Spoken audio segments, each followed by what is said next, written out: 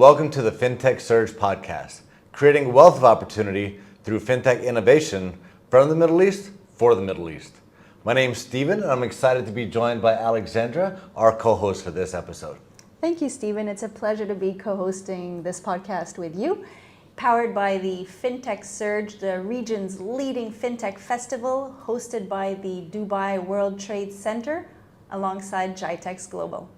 Hello, everyone, and welcome to the Fintech Surge podcast. I'm here today with Mr. Nadeem Ladki, Executive Director at Binance for the MENA region. How are you, Nadeem? I'm great. Thank you for having me. It's really exciting to be talking to you guys today. Great. Well, we're very happy to have you here. Tell me a little bit about Binance. So you are a trading platform for cryptocurrency, correct? Yeah, Binance started about 5 years ago. And yes, at our core, we were a trading platform. But the one thing I'd love to just remind people on is that we're so much more than a trading platform. We're actually an ecosystem now. Right. And over the last 5 years, we've developed so many different products that have made us who we are today, which is the world's largest infrastructure and blockchain provider. That's right. Biggest in the world, I hear. Biggest on the planet at the moment. Very humble to be so, but our users got us there. So in volume, right? By volume, yeah. To give you a fun number, we traded almost $34 trillion of volume last year onto our platform, right? Wow. So it's quite a big number. We're north of 120 million users that use our platform to trade cryptocurrency and other things as well. 120 million users? Yeah, globally and growing. That is incredible. Yeah. In 5 years. Indeed, yeah. And to go through some of those products that you had mentioned, we obviously do have an exchange, but we do a lot more, right? We do have an academy section to help for education. Really, it's a great opportunity for people to learn about blockchain, cryptocurrency, payments. We do have a payments. I know today is all about fintech, and so payments and using virtual assets to help payments is also a big area that we have. We use a card program to allow people to use their crypto just with any other Visa and Mastercard program too. So this is interesting. Your academy is online on YouTube. You have workshops? Yeah, it's completely free. It's accessible to all. We use it to as a great gateway for people to start learning about the space. Right. And so we also work with different governments and education institutions around the world to help embed that into their systems as much as possible. Tell me about your role at Binance. So I run our business for business development and strategic partnerships for MENA. What that really means is key focus on 3 areas. One, helping businesses to buy, sell, get involved in the crypto industry. So that could be anything from institutions to brokers to venture capitals. But we also work very closely with local and international businesses to integrate our products. So that could be anything from them looking at how Web3 is relevant, whether it's NFTs, non-fungible tokens, as well, to Binance Pay, which is our crypto payments acceptance platform. And last but not least, we also work very closely with developers and builders in the community. So that can be anything from individuals and companies looking to build on blockchain, and we have our own blockchain called BNB Chain, to those looking for investments as well, given we do have a Binance Labs and a venture capital arm as well, based out of Dubai. Give me an example of what you mean by building a project. If you can give me an example of that. Yeah, look, everyone has been exploring blockchain, right, in some shape or form, and that's been ongoing for some time now. I think that's quite an exciting space, and that technology is really here to stay. So what we really do have is Binance has created their own blockchain, own layer 1, as we call it, called BNB Chain. It used to be called Binance Smart Chain. And what we do is we really engage the community that are trying to build different projects on our blockchain or using blockchain in their projects, in their companies today. And that's really what I mean, how we help and we get engaged with that community. So that could be anything from support, tech support, all the way to funding, depending on what the projects themselves may be. Okay, I see. So you're basically a provider for them. We are. It's really why we call ourselves, the biggest infrastructure. A consultant. But I wouldn't say so much consultancy, but we're definitely a provider when it comes to infrastructure and technology. And what markets are you focusing on in the MENA region? Yeah, look, MENA for us is GCC, North Africa, and Pakistan. But each country is going to be very different depending on the openness and receptiveness of crypto, right? Because not every government and country has actually deployed a crypto framework just yet. That's true. So if we focus on UAE and Bahrain to start, they've been very progressive, and they've really enabled a big investment and transformation of that space. And so we're quite active here. We're looking to drop and bring out all our product suites. Okay. In the other countries that are still nascent and exploring the space, we're a lot more about a educational and involvement with the government in terms of helping them understand the technology. Because the government's true purpose, at the end of the day, is to protect their users, Absolutely. right? And to protect their citizens. And so from our perspective, really we want to make sure that things are being done correct, accurate, and safety for the users first. Okay. And so in those countries that have yet to deploy crypto frameworks, we offer a helping hand in any shape or form we can. Okay. So aside from the UAE and Bahrain, what other regions are upcoming in the adoption? Yeah, look, publicly what you've seen is frameworks being discussed and developed already in Saudi Arabia. Okay. They've been doing a CBDC project quite publicly for some time now and looking at different policies. You've also seen Oman recently just come out, I think just last week, talking about their exploration of the space. Morocco has also come out and started talking as well about a CBDC project. So, it's quite exciting to see all these different countries beginning to open up and explore. And I know from a fact that a lot of the users in that space are quite excited about it too. That's fantastic. And what makes you different from other crypto markets? Yeah, look, Binance, as I said, is more than just a crypto exchange, right? We're an ecosystem. Right. And I think our advantage and where we are for the last 5 years is that we offer an entire diversified portfolio. And that can go from anything from basic trading, custody, using the core benefits of our exchange, all the way to thinking about how Web3 and blockchain can transform your company. And that could be anything from acceptance of crypto payments, to using our technology, the BNB chain layer that I had mentioned, integrating that into your business, or looking at other areas like Binance Academy, Binance Charity, a lot of different spaces. So, when I compare us to other crypto exchanges around the world, I think that's probably one of the biggest differentiators. Many focus on just one niche, one area, and us having built that ecosystem over the last 5 years has very humbly put us where we are today, being the biggest exchange in the world. So a business can call you up and say, I want to, penetrate the whole crypto market. Can you help me do that? I love those calls. I'm currently, just accepting online payment. So do you actually take them from zero to? I absolutely love those calls because it's my personal passion to see that, right? And I take them from zero to full introduction. And that's what we're all about, And I don't know anything about blockchain or crypto. That's what we're here for, right? We educate, we help build, we help thrive, and we also help weed out, right? I mean, sometimes blockchain and crypto isn't for everyone, right? Not every business needs to do it. So it's important to also be transparent about it, right? So I think that's my biggest excitement from my team and I when we work with companies. It's really about what's the true purpose of what you're doing here? How can we really benefit and improve your company? How are you going to give value back to your customers, right? Right. And that's part of the discussions we always have with businesses. Wow, so exciting. Do you use fintech companies to help your platform? Yeah, 100%. Look, fintechs. I myself, background, I've been in banking for 20-something plus years, and fintech. So, I'm no newbie, I guess, to the space. And fintechs, to be honest, have done a great job in certain areas of their business, right? When it comes to payments, when it comes to integration with bank platforms, when it comes to, reg tech, any of that. So we use them, hand on heart, very deeply into our systems. And that could be anything from helping us with validation and verification of users, right? AML and KYC procedures. It could be actually better connectivity to wallets and e-wallets, right? So that's two big areas that we actually do a lot of work with fintechs today. Okay. You've made some interesting and strategic partnerships lately. Mastercard, Virtue Zone. That's fantastic. Tell me a little bit about that. Yeah, look, as I mentioned, like we truly try to work with all businesses, local and multinational. So, let's kind of go through some of the ones just here more recently, and then let's talk about one or two global partnerships. Okay. More recently here in region, we've worked with Majd Al Futtaim, MAF, and Virtue Zone and J Hotels. Those are 3 partnerships that we publicly come out with many more down the pipeline. But in each of those instances, it was really about how do we help the companies own innovation and own ambition to get into the Web3 space. Majd Al Futtaim and MAF have been pioneering that space when it comes to building in the metaverse, and a lot of cool experiences that I know are up and coming soon. Okay. And so our complement is really, well, how can we help you with that, right? Right. So it could be an acceptance of crypto crypto payments as a form of payment. Okay. Same thing with JA Hotels, same thing with Virtue Zone.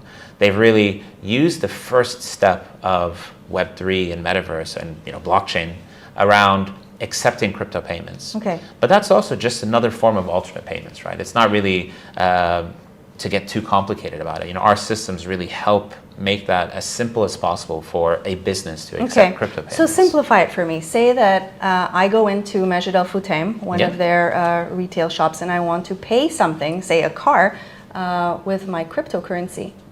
Yeah, so our Guide system, us through the process. Yeah, look, our system has built this entire closed ecosystem experience to make it as seamless as possible for you as a user and MAF in this case as a business to accept crypto payments. Okay. You as a user are on the Binance app. You've been verified. You have your your I have my Binance account. Yes. You have your Binance Got account. it. You're up and running.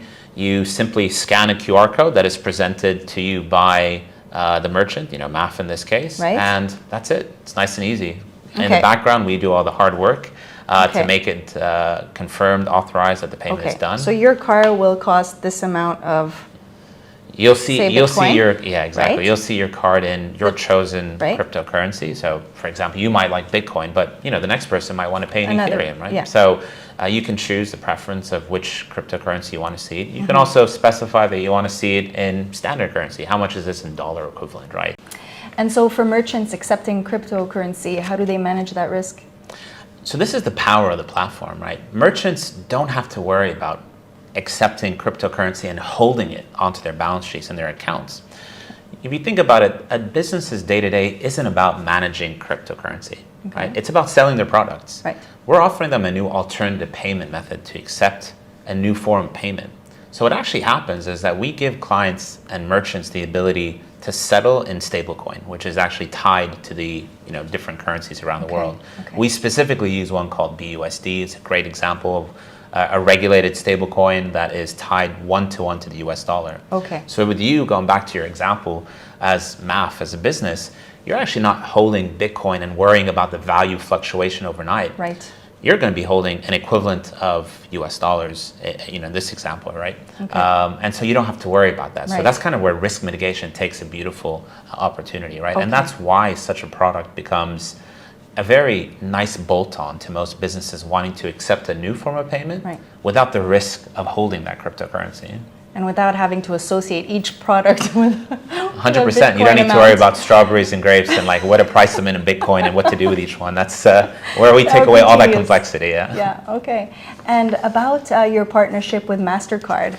Yeah. I can't get my head around how that's going to function. Yeah, look, Mastercard is a perfect example of another product that we call Binance Card, and it's a prepaid card program that we use. It's essentially tying the cryptocurrency and virtual assets that you have in your wallet as a user to a card that you're issued. Right? So think about just like your bank cards today. Right. You can go and use them anywhere that Mastercard is accepted. That's exactly what this is, right? Okay. So our partnership with Mastercard is the first of what we hope many nice announcements to come out with them.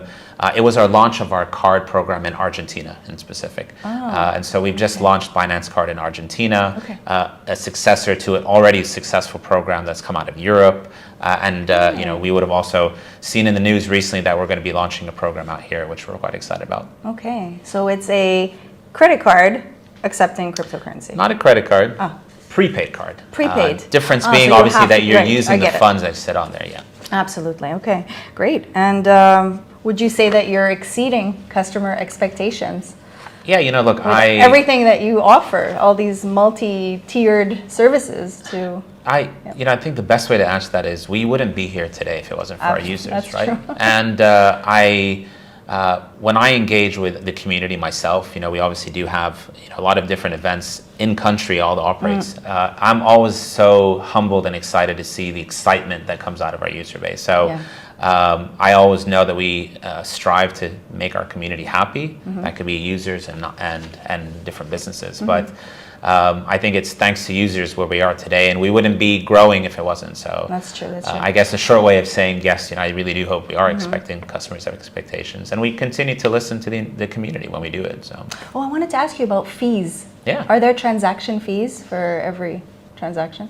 Yeah, look, I mean, an exchange runs predominantly by transaction fees, but you might have seen recently as well, we've just launched a zero trading fee for Ethereum for a short time, right? Oh, okay. So, we're really trying to push the bar on good getting promotion. people. Yeah, we're trying to get people to come in and not worry too much about fees. That said, we are amongst the lowest fees in the entire space as well. So, fees already are quite minimal from a trading perspective. Okay, all right. Would you say that it's difficult for Binance to find skilled talent? I would say the talent that come into Binance, right, are already from a very diverse background. I think a lot of people have this worry or concern that you have to have experience in cryptocurrency or blockchain to work at a company like Binance, but that's not at all the case. We're a global workforce. We have over 5,000 people working from us in many different countries, and not everyone comes from a blockchain and crypto space, right? So I think talent to us is really about those that instill the principles of what we want to do at Binance, right? Integrity, humility, customer focused. Right. Those are things that we hold so near and dear to our heart. The ability to learn a different product, you can always pick that up. Like, that's not rocket science. And so, is it a struggle to find great talent? No. More importantly, is it important to keep looking and finding the best of that talent? Yes. That's always what we try to strive for, right? So finding the best of the best and keeping them happy. And do you feel it's important to have collaboration within the space of, the world of blockchain, the world of fintech? Yeah, look, I always think about one thing. In the end of the day, we are a community of builders. And it's very okay to be competitive, but cheer each other on for your successes. And is that happening? It is very much happening. Very good. I think the community and the birth of blockchain and crypto was always one about a community-led feeling. And so we always cheer each other on with our successes. Is there healthy competition? Of course, right? But that doesn't necessarily mean that we're against each other.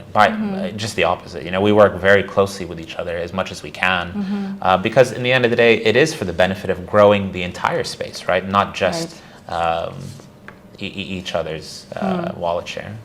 Do you find it difficult or challenging to deal with local regulatory authorities here in MENA?